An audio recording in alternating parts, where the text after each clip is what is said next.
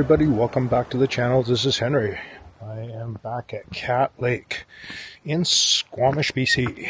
So I've been doing quite a bit of dives over here for a couple of reasons. Number one, people keep dropping their phones in the lake, and two, this is coming up to the end of the camping season here, so I'm try to kind of get in here and get as much trash out as I can before the weather kind of turns miserable.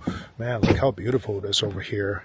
It was actually misting rain when I left North Vancouver, where I live, and now it's like just a hint of blue sky and no rain, so that's good. As long as I can do this, I just need a couple hours of clear weather. So here's the plan, guys. So I was there the last dive, and that's where I got paid to recover a phone and a pair of prescription eyeglasses. And I was there getting that phone for that kid who couldn't get back into their car because it's an EV, I guess, or something like that. And obviously, I've recovered a bunch of phones underneath this dock, as well as got trash from underneath this dock. So I'm going to go in that corner over there because I don't actually dive there very often. In fact, the last time I was there was probably 10 years ago. So I'm going to go into that corner right there, and then I'm going to come back in underneath here. Deadhead. And see what I can find in that corner and then in this path over here. So we'll see what happens. Yeah, I try to find a few divers to join me, but everybody's busy doing their stuff. So anyway, it's just me. All right, see you guys in the water. Let's see what I can find.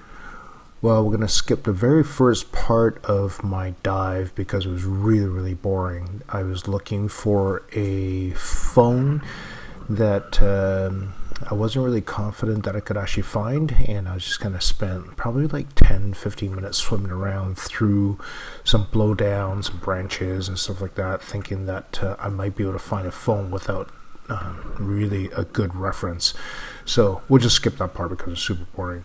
Anyway, as I started to head back to the dock that I launched from, ran into a camping chair. Spoiler alert, I did actually end up losing this chair in a pile of silt later on, and found the chair, and then I found the fishing rod. I already had like 1.5 bags full of trash by this point, and it was starting to get a little bit unwieldy. Later on in the video, I'll kind of explain the situation going through this long distance swim without a scooter. So anyway, I kind of approached an area where I saw there was a whole bunch of cans and so on. So I put down the fishing rod in the camping chair, and I'm looking for to go pick up all the beer cans. But then all of the silt that I stirred up by picking up the beer cans, I ended up losing the camping chair and the fishing rod, which is super annoying. You can see here there's sort of like a giant silt cloud in that camping chair, and the fishing rod is somewhere inside the silt cloud, and showing my frustration there. Anyway, I just kind of gave up, knowing that I'll find it some point in the future, and started to head back towards my launch point, which is the dock that I was filming from earlier. This was a really funny find here, this sleeping bag, and knowing very well this is going to be such a heavy item later on because it doesn't weigh much underwater, but once you get out of the water, I know that I have to lift it back onto the dock on my own, and the sleeping bag would have been just completely waterlogged, and if you do kind of like 1 liter water equals 1 kilogram of weight, you can sort of imagine how much weight this is going to be later on. So anyway, heading back towards the dock there, and I started to recognize some of the logs and the way they're placed. I dive underneath this dock so often. By the way, like, who throws an entire plate into the lake? That's just kind of weird. Anyway, I started to recognize some of the log shapes and placement. Seeing as I dive here so often, I started to recognize that I'm pretty much near the dock at this point.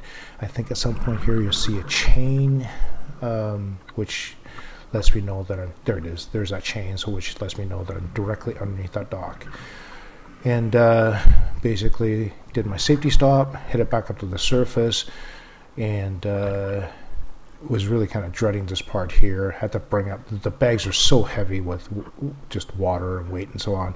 Basically I clipped off both bags onto the ladder, the swim ladder, and then bring up, take off all my gear, and then bring up one bag at a time, because it's just super hard to do without a surface support.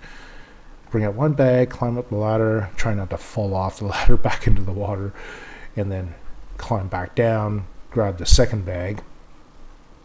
This is the kind of like the times where I really wish I had some surface support.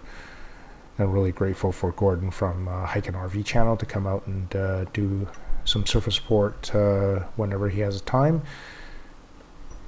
And you can see here I'm gingerly trying to climb up, and it is a lot of weight. I've got over 100 pounds of dive gear on me, and I'm trying to climb up on this ladder while hanging on to like many pounds of trash. So ooh, that was a hard dive. Long distance swim. I didn't bring my scooter because I didn't want to have to duck through all of the woodwork, like all of the blowdown, like underwater. I didn't want to have to swim through that, reaching in between things while dragging a scooter, even though it would have been, it's kind of like a, you're damned if you do and damned if you don't situation, because if I had the scooter, it would have been much, much easier to travel that distance.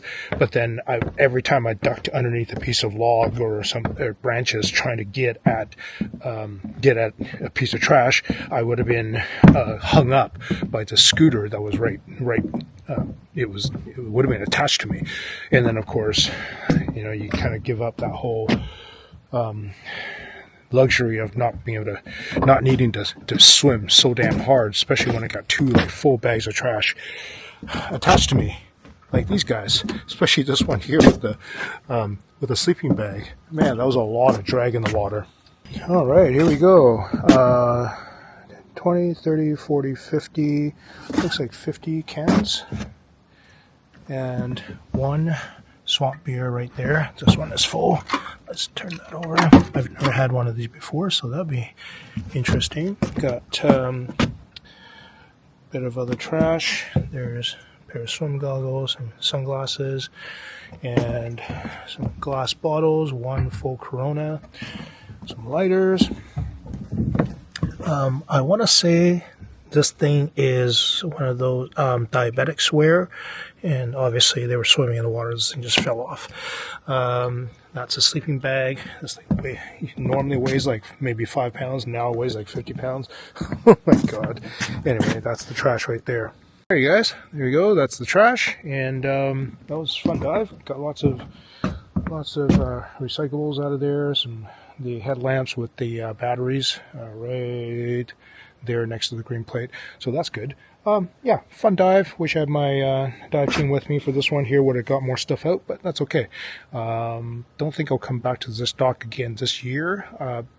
What might end up doing is next time up, I'll grab that dock directly across the lake there, and because I haven't done that one for quite a while. So, all right. Last time I was there, I found a drone. In fact, back to back, one drone at each dive.